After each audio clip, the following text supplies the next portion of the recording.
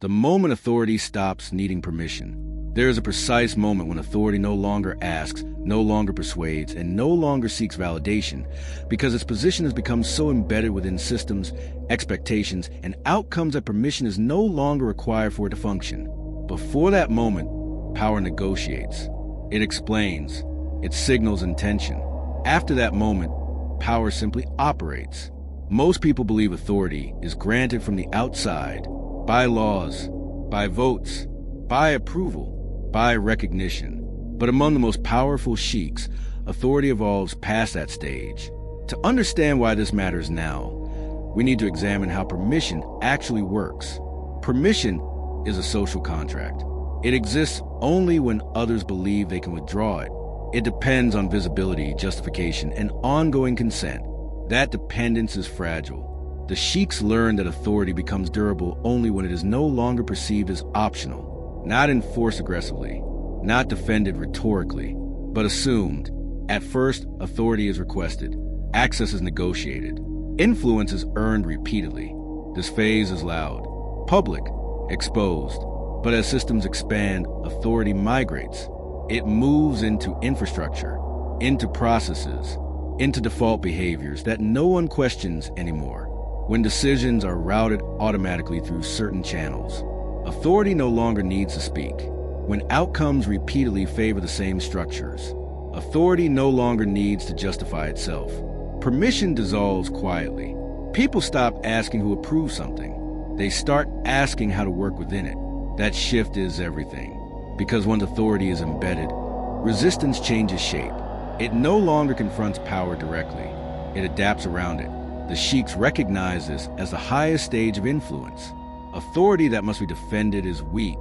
Authority that must be explained is temporary. Authority that is assumed is permanent. This is why elite power invests less in messaging, and more in placement, less in persuasion, and more in position. When authority stops needing permission, it does not announce a change.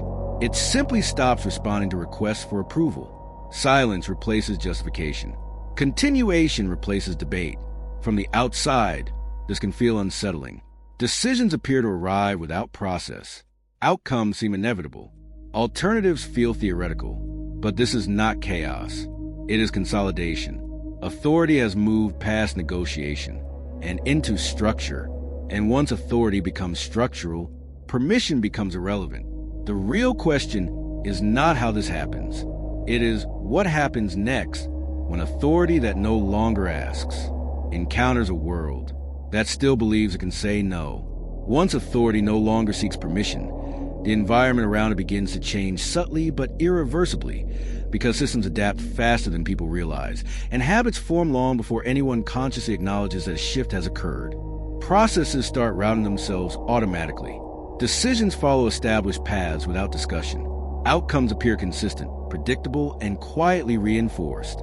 At this stage, authority is no longer exercised through command. It is exercised through expectation. People adjust behavior preemptively. They align before being asked. They anticipate outcomes instead of challenging them. This is where authority becomes self-executing. The sheiks understood that permission disappears not through force, but through repetition. When the same structures deliver results again and again, questioning them feels inefficient. When resistance produces no meaningful change, adaptation feels rational. Authority stops being something you appeal to. It becomes something you plan around. This transition creates a powerful asymmetry. Those inside the system experience clarity. They know how things work. They know where decisions land. They move efficiently. Those outside experience opacity. Rules feel unwritten. Boundaries feel invisible. Influence feels inaccessible. This difference reinforces authority without requiring enforcement. Attempts to challenge embedded authority often fail because they target the wrong layer. They confront individuals instead of structures. They debate policy instead of defaults. They argue intention instead of outcome. But authority no longer lives there. The sheiks watch how critics exhausted themselves demanding transparency from systems that were no longer transparent by design. Even full visibility revealed nothing actionable. Even exposure produced no leverage. This is the quiet power of structural authority. When permission is no longer required, Opposition loses its language. There is nothing to revoke, nothing to vote against, nothing to negotiate. Only results remain. However, this phase introduces new tension. When authority becomes assumed, it risks appearing arbitrary. When decisions arrive without explanation, trust can thin.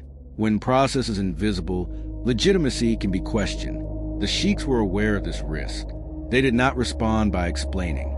They responded by stabilizing outcomes. Consistency replaced justification. Reliability replaced rhetoric. As long as results remained intact, authority remained unchallenged.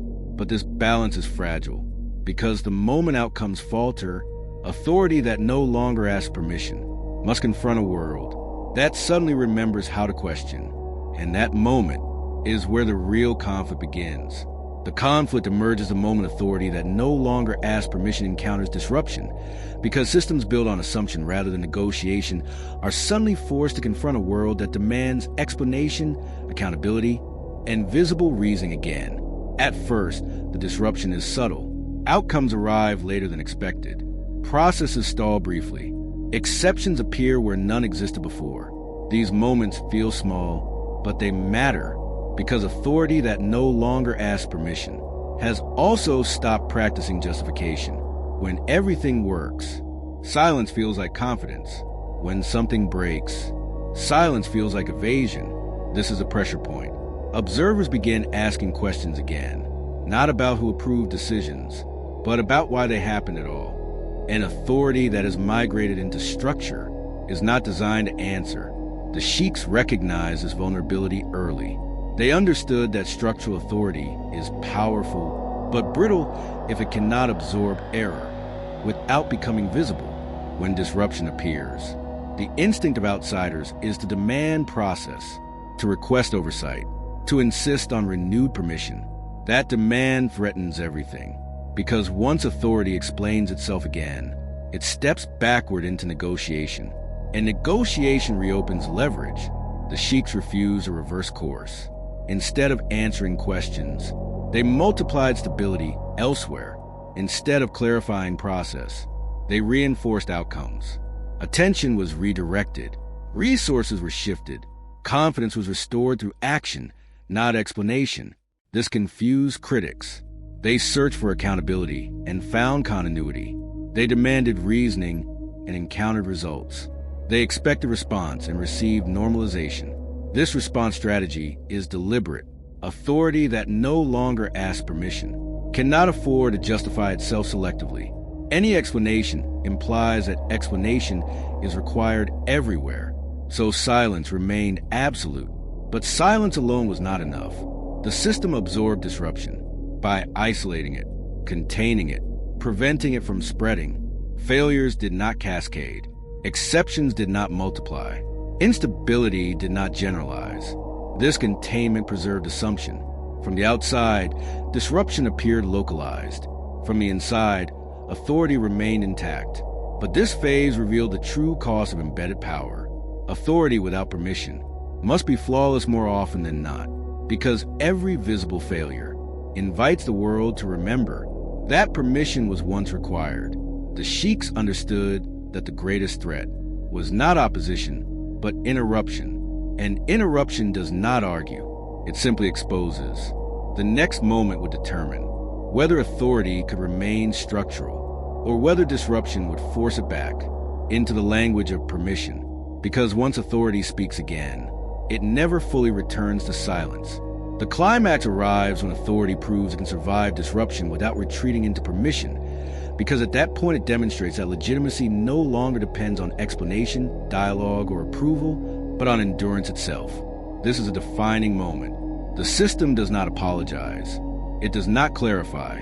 It does not reopen negotiation. It continues. Disruption fades not because it was answered, but because it was outlasted. This is where authority completes its transformation. What once required permission now relies on expectation. What once needed validation now rests on continuity. Observers slowly adjust. Questions lose urgency. Criticism loses traction. Alternatives feel impractical rather than persuasive. Authority remains intact not because it convinced anyone, but because nothing replaced it. That is the uncomfortable truth. Power does not need agreement when it controls default outcomes. It does not need approval when resistance produces no leverage. The sheiks understood that authority becomes permanent only when it survives failure without changing language. Because the moment authority explains itself after disruption, it teaches the world that explanation still matters. Silence teaches the opposite. It teaches that disruption is temporary, but structure is not. The resolution is subtle but decisive. Authority no longer feels imposed. It feels unavoidable. People stop asking who allowed something to happen.